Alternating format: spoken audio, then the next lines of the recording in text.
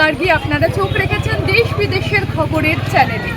আপনাদের প্রত্যেককে শুভ নববর্ষের অনেক অনেক শুভেচ্ছা। 1433 বাংলার নববর্ষে এক আন্তরিক অভিনন্দন আপনাদের প্রত্যেককে এবং আপনাদের পরিবারের প্রত্যেককে, কারণ আপনারা দেশ বিদেশের খবরের চ্যানেলে পরিবারের সাথে যুক্ত রয়েছেন। শহর শিলিগুড়ির বিধান মার্কেটে, মানে একেবারে বলতে গেলে হার্ট থ্রবে আমরা দাঁড়িয়ে রয়েছি। বাঙালি কিন্তু বাঙালিয়ানা থেকে একেবারেই বেরিয়ে যায়নি।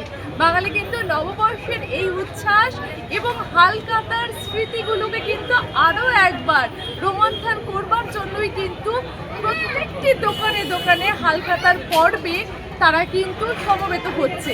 দোকানগুলো সুন্দরভাবে সাজিয়ে তুলেছে এবং এই দোকানে তাদের যে একান্ত কাছের কাস্টমার তাদেরকে আমন্ত্রণ করে জাঁকজমকভাবে কিন্তু নববর্ষের উৎসব উদযাপন হচ্ছে।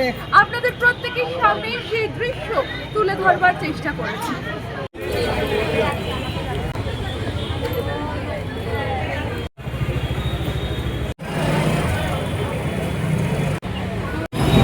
শুভ নববর্ষ।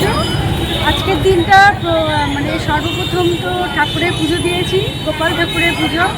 বাড়িতে ভালো খাওয়া দাওয়া, তারপরে এই যে বাইরে বাচ্চাকে নিয়ে আসা, কেনাকাটা, এই আর কি। আর চাই সবার জন্য এই মানে 1433 এই বছরটা যেন ভালো কাটে সবার, এবং আমাদেরও যেন ভালো কাটে এবং সবার দেশেরও যেন ভালো কাটে। অনেক অনেক ধন্যবাদ। আপনার নাম? সুমিতা ভট্টাচার্য। শুভ নববর্ষ।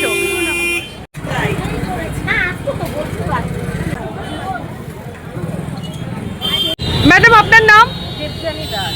আপনাকে শুভ নববর্ষের আন্তরিক প্রীতি শুভেচ্ছা। সকলকে শুভ নববর্ষের আন্তরিক প্রীতি ও শুভেচ্ছা। 1433-এ দাঁড়িয়ে এই বছর নববর্ষটি কিভাবে কাটানো হচ্ছে? নববর্ষ সবসময় স্পেশাল, বিশেষ করে বাঙালিদের জন্য। নববর্ষ বাঙালিদের কাছে একটা আবেগ। যত যাই করি না কেন, যেভাবেই আমরা মডার্ন হই না কেন, নববর্ষ আমাদের প্রত্যেকের একটা আবেগ জাগিয়ে। আমরা যতটুকু বাঙালিয়ানা করতে পারি আমরা ততটুকুই করি। ভালোবাসা ছাড়া তো আর কোনো রাস্তা নেই। সেই জন্য সবাইকে একসাথে নিয়ে, পরিবারের প্রত্যেককে একসাথে নিয়ে, সবার সঙ্গে একসাথে এইভাবে নববর্ষ কাটানো হয়। প্রত্যেককে শুভ নববর্ষের প্রণাম জানানো হয়, বড়োদেরকে জানানো হয়। ইভেন আমাদের পরের জেনারেশনকেও আমরা শিক্ষা দিই, যাতে অন্তত বছরের প্রথম দিনটা এইভাবেই